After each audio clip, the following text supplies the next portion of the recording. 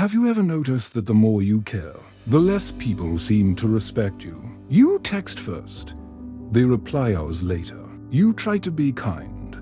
They act like they're doing you a favor by existing. You bend yourself to make others happy, and somehow, it only makes them pull further away. It's strange, isn't it? You care deeply because that's who you are. Loyal, attentive, genuine. And yet, the world seems to punish you for it.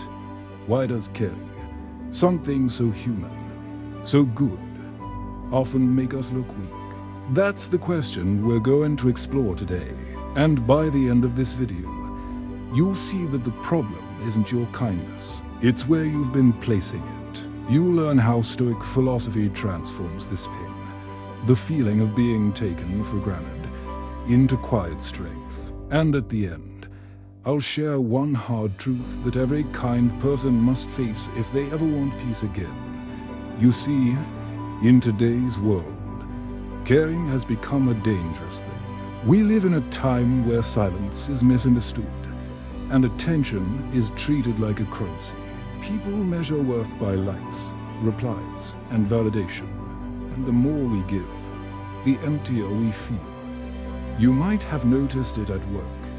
You help everyone, but when you need support, no one's there. Or in relationships, you pour your energy into someone who barely meets you halfway. You tell yourself, maybe they're just busy. Maybe I should try harder. But trying harder only deepens the imbalance. The more you chase, the smaller you feel.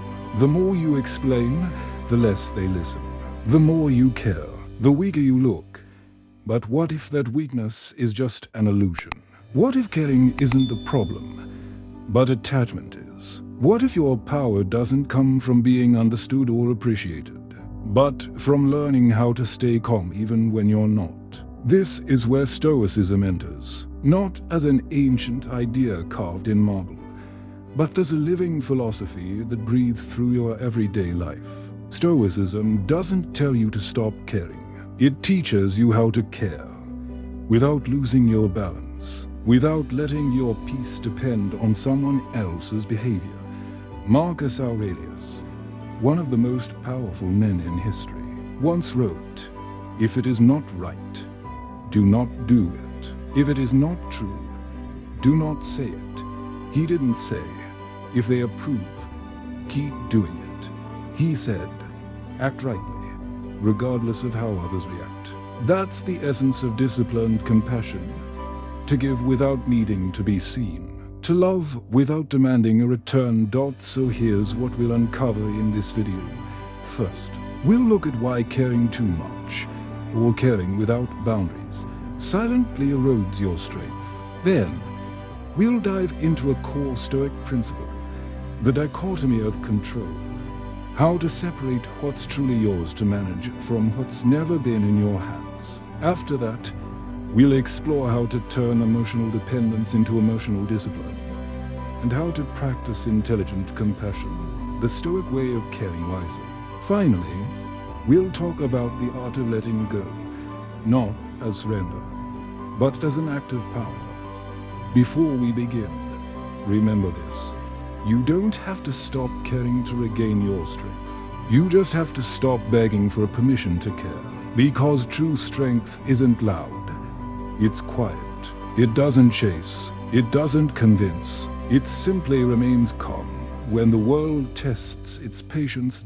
So take a deep breath, sit back, and let's unlearn what the world taught you about caring, so you can rebuild it from the inside out.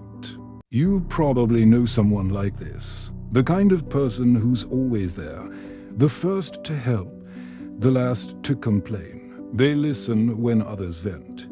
They stay up late finishing what someone else forgot. They give even when no one's giving back. And when they finally need something, silence, maybe that person is you. At first, you think kindness will make people love you more.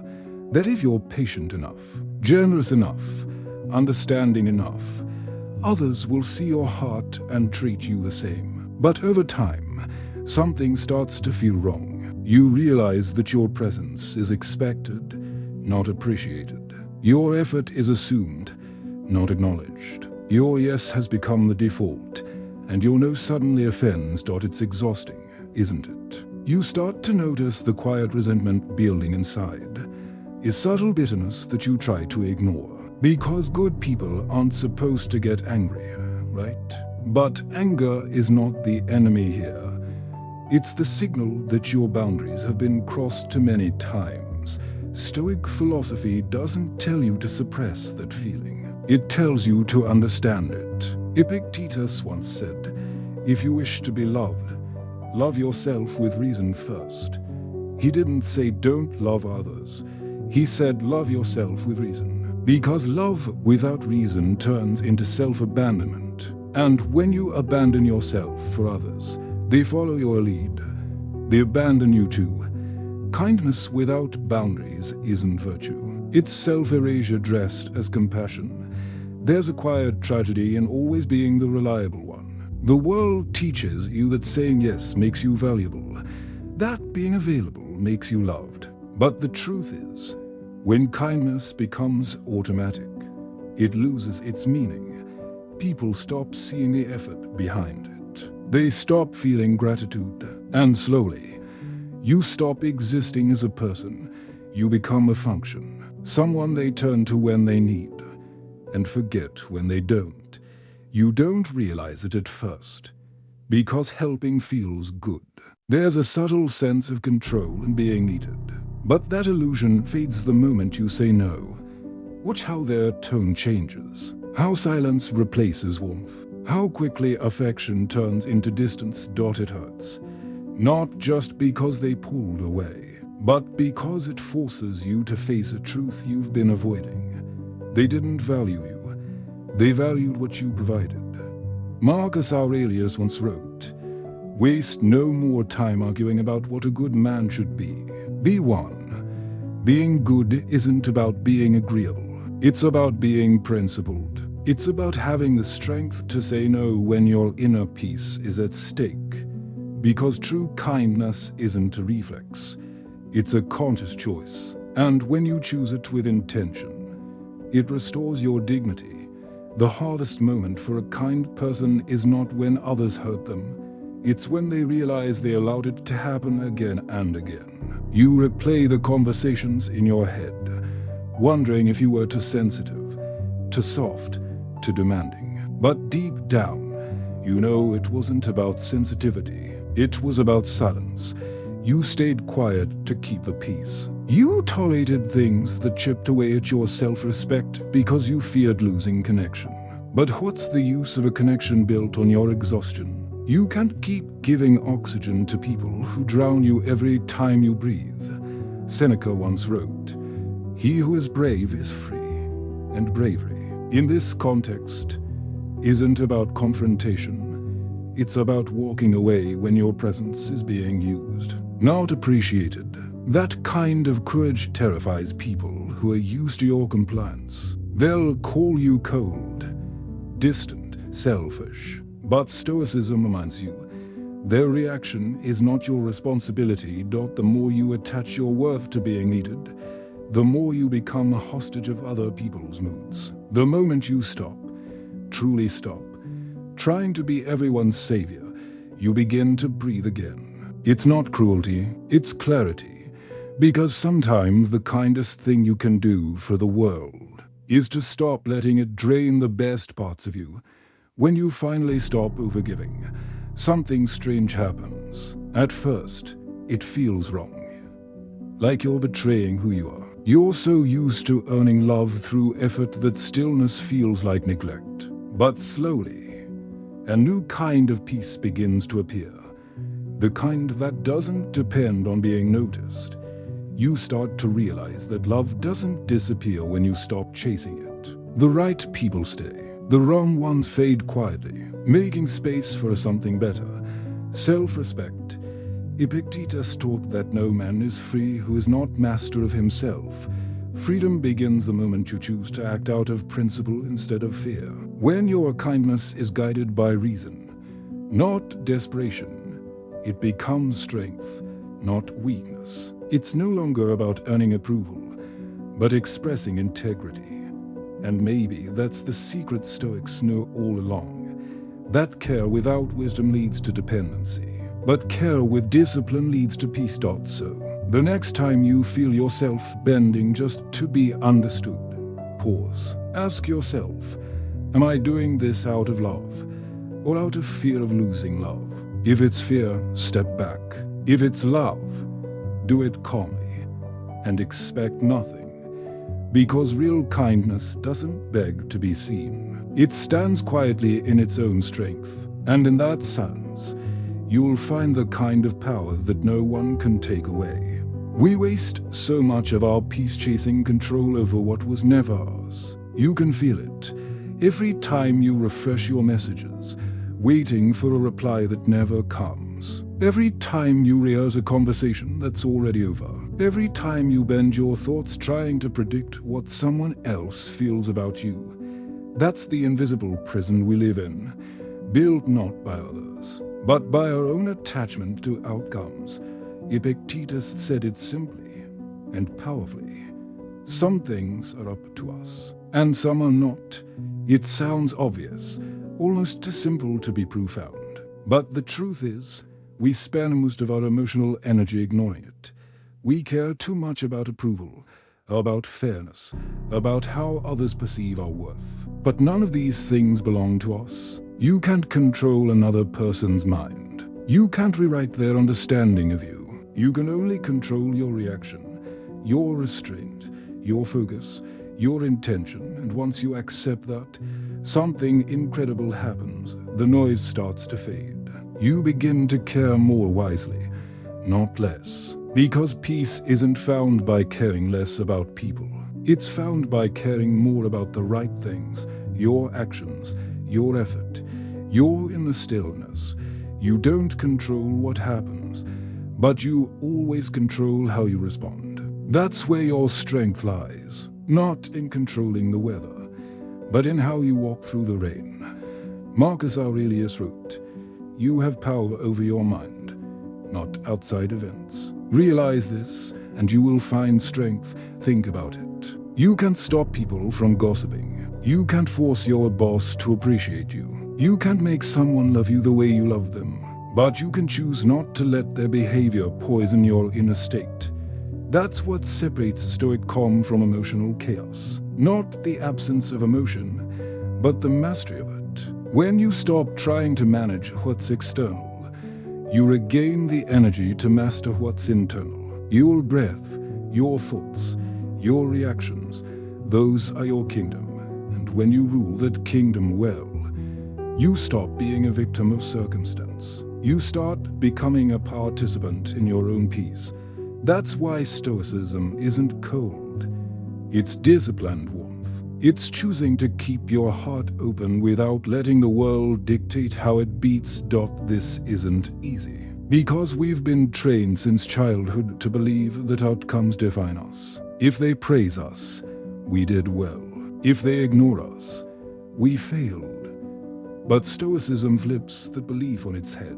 Your worth doesn't depend on applause. It depends on alignment. When your actions match your principles, you win. Even if no one notices, try this small practice. Tonight, before bed, write down 3 things that bothered you today. Then mark each one as controllable or uncontrollable. Next, promise yourself to act only on the controllable tomorrow. It sounds simple, but do it for a week and watch your anxiety shrink. This is how Stoics trained their minds. They didn't meditate to escape life. They reflected to understand it. You begin to see that most of your pain didn't come from the event itself, but from the story you told about it. And when you change the story, you change your peace. Because calm isn't the absence of chaos. It's the decision to stop giving chaos permission to live inside you. There's freedom in realizing that you don't have to control everything. You stop trying to predict every outcome. You stop chasing explanations from people who've already shown you their truth. You stop performing kindness just to be seen. And suddenly, life becomes lighter. Epictetus once said, "Don't seek for things to happen as you wish, but wish for things to happen as they do, and you will go on well. That's not resignation, it's strength. It means accepting reality without bitterness. It means saying, this is not how I wanted it to go, but it's still mine to face. When you embrace this mindset, detachment becomes love with wisdom. You stop fighting the waves and start learning how to float. You start noticing how much time you gain when you stop worrying about things you can't change. And in that stillness, something shifts. The world no longer controls you. You begin to live like a Stoic, calm, clear, unbothered. Not because life got easier, but because you finally understood what's yours to carry and what's not. There's a difference between kindness and weakness, but the line between them is often blurred. Most people think compassion means saying yes to everything, forgiving endlessly, giving without limit. But that's not compassion. That's fear of rejection disguised as virtue. Stoicism teaches us that love without discipline destroys both the giver and the receiver. Because when you keep rescuing people from their own consequences, you rob them of growth, and you drain your own strength in the process. Seneca wrote, "A wise man is content with himself, yet not isolated from others." That's the heart of disciplined compassion. You help, but you don't enable. You care, but you don't collapse. You offer warmth, but you stay centered in your own peace. True empathy doesn't mean absorbing everyone's pain. It means being strong enough to hold space for their pain, without letting it consume you. When you practice compassion with discipline, your kindness becomes sharper, clearer. It stops being a reflex. It becomes an act of strength, chosen, not forced. We often mistake pleasing for loving. We think, if I make them happy, they'll stay. But Stoicism reminds us, love that depends on obedience is not love. It's fear. When you constantly adjust yourself to keep others comfortable, you disconnect from your own truth. You become what they need, not who you are. And slowly, you vanish. Marcus Aurelius said, "Let no one ever say of you that you were ungrateful or unkind. But let them never say you lost yourself trying to please." Caring isn't about removing someone's discomfort. It's about being real enough to hold the truth, even when it's heavy. Sometimes love means saying no. Sometimes compassion means stepping back and letting others face what they've been avoiding. That's not coldness, that's respect. Respect for their journey, and respect for yours, because when love loses honesty, it becomes manipulation. But when it's guided by integrity, even silence can be an act of care. It takes enormous strength to stay calm when emotions run high. When someone you care about attacks, blames, or misunderstands you, your instinct is to react, to defend, to fix it. But Stoic wisdom says, restraint is the highest form of mastery. Every argument invites you to prove yourself. Every misunderstanding tempts you to fight for clarity. But sometimes, silence is the loudest form of truth. Marcus Aurelius once noted, "You can hold your breath until you turn blue, but you cannot make another person see what they refuse to see." When you stop forcing others to understand you, you gain back your serenity. You start to realize peace is more valuable than being right. Compassion doesn't mean explaining endlessly. It means loving with steadiness, even when misunderstood. Because real connection isn't built through persuasion. It's built through presence. And that kind of calm, disciplined love, that's the power that disarms the world. Detachment isn't indifference. It's the art of caring deeply, without clinging desperately. Epictetus taught, when you kiss your child, say to yourself, tomorrow they may die. He didn't mean to stop loving. He meant to love without illusion, to appreciate fully, knowing everything is temporary. That's what disciplined compassion is, to give your best without demanding permanence. You show up fully, But you don't tie your worth to the outcome. You say, I care, not I need this to last. This mindset frees you. Because love based on fear of loss is a transaction. But love based on acceptance is liberation. When you detach with love, you don't stop feeling. You start feeling honestly. You stop trying to possess, and you begin to appreciate. And that quiet gratitude, that's where peace begins. In a world addicted to noise, calmness feels like mystery. But Stoics knew, calmness isn't emptiness, it's depth. The one who stays calm when insulted, who listens before reacting, who walks away instead of fighting. That person is not cold. They are in control. Seneca wrote, "He who is calm amidst storms is not lifeless, but alive in a different way." When you reach that level of composure, people will misunderstand you. They'll call you detached, distant, emotionless. But your stillness is not absence. It's mastery. It's the result of caring intelligently, not impulsively. You love with clarity. You give with measure. You speak with intention. And because of that, your love endures, not as a flame that burns out, but as a steady light that guides. That's the essence of disciplined compassion. It's not less love. It's higher love. A love that no longer breaks you, but builds you. It's one of life's cruel ironies. The harder you try to hold on, the faster things slip away. You felt it before.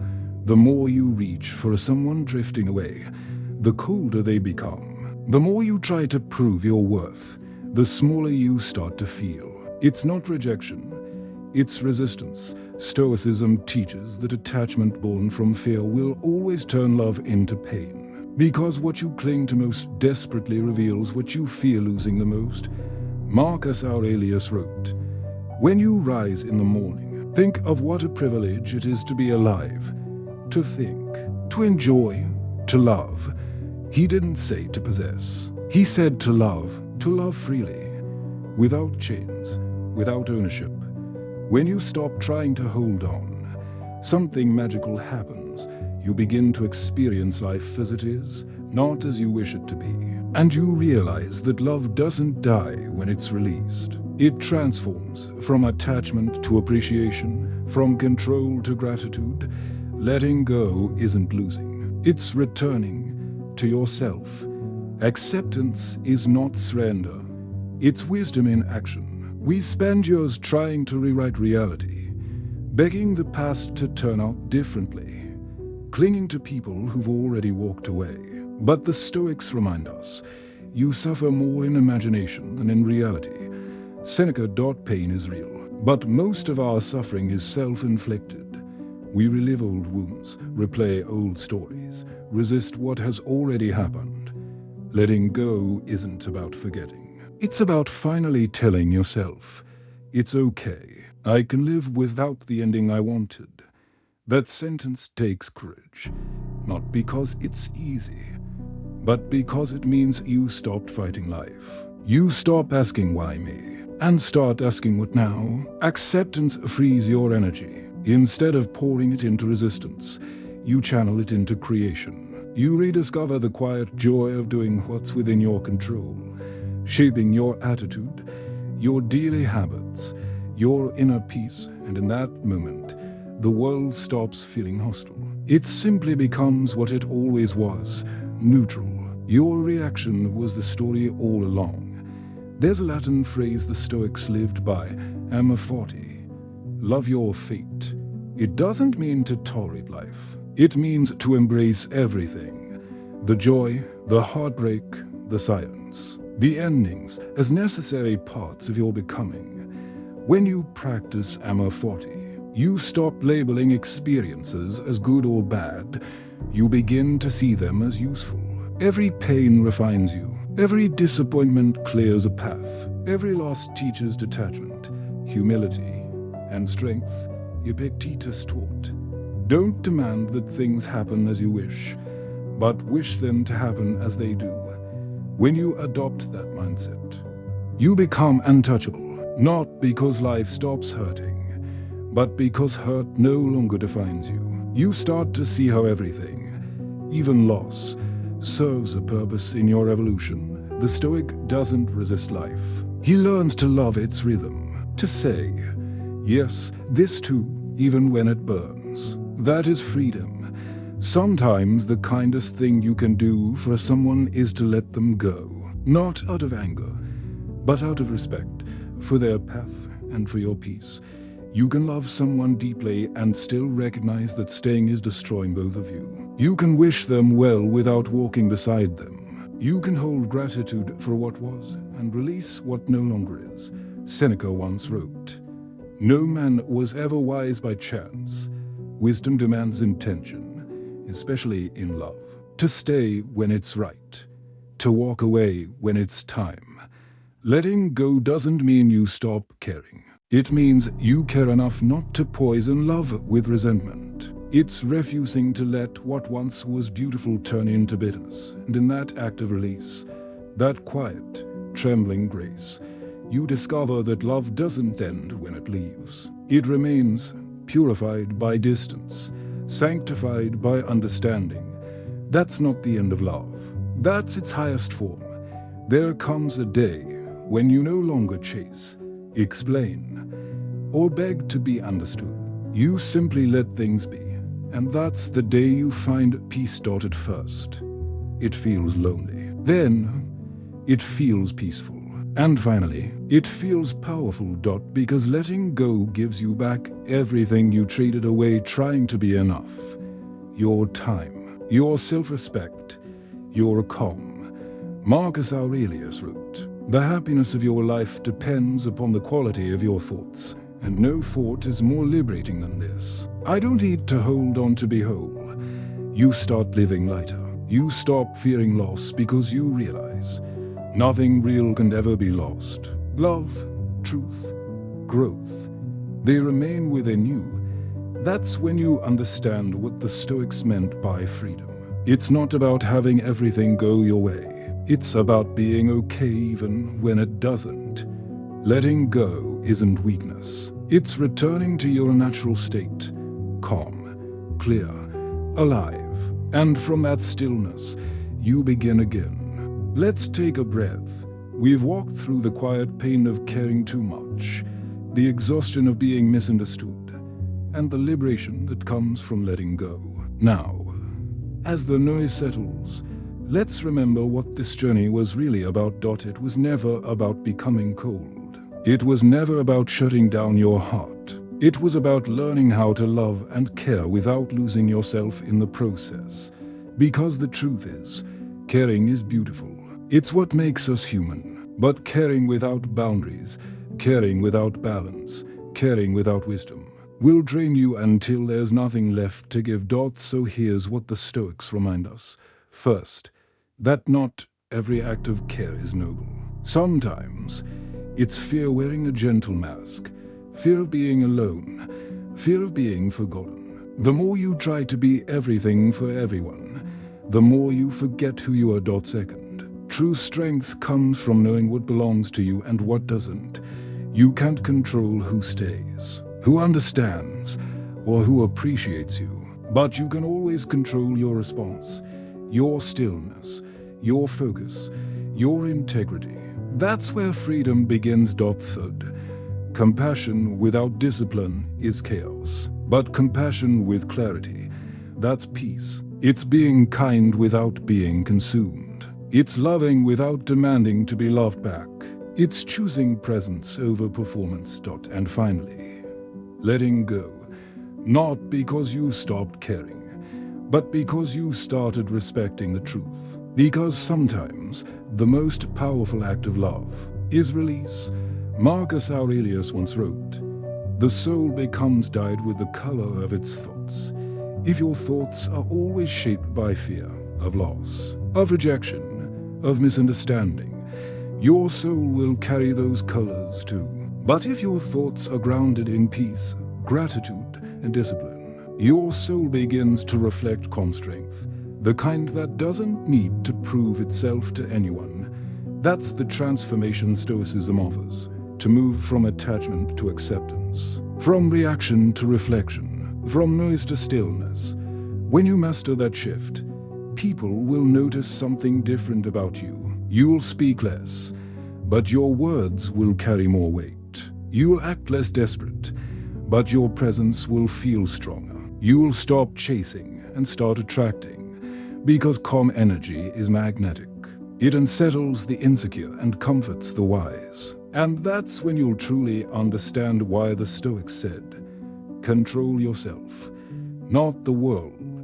So the next time you feel like caring too much makes you weak, remember this: it's not your heart that betrays you. It's your attachment. Care deeply, but wisely. Love fully, but freely. Give generously, but with boundaries. Because when you learn to channel your care, instead of scaffing it, you don't lose your strength. You become it. And one day, when someone asks how you became so calm, so grounded, so untouchable, you'll smile and say, I stopped chasing peace and started protecting it. That is the art of Stoic caring. Not indifference, not control, but intelligent compassion, rooted in strength, refined by silence, and guided by wisdom. Because the more you care rightly, the stronger you become, and the world will feel that strength quietly, undeniably, and forever.